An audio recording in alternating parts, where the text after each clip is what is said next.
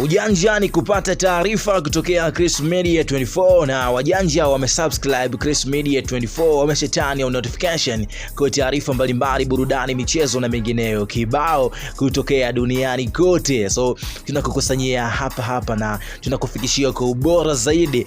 Bana, taarifa kutoka bodi ya ligi kuhusiana na mchezo wa Young Africans dhidi ya Simba ambao ulipanga kuchezwa Juni 15 mwaka 2025. Mchezo huo umeweza kupigwa teke mpaka Juni 25 mwaka 2025 majira ya saa 11 kama kawaida.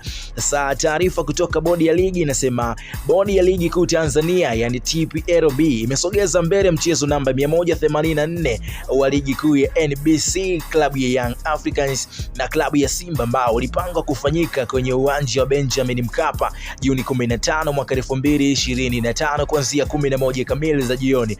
Mchezo huo sasa utafanyika Juni 25 kwenye uwanja wa Benjamin Mkapa kuanzia 11 za jioni. Bodi inazitakia maandalizi mema klabu ya Yanga na Simba kuelekea mchezo huo.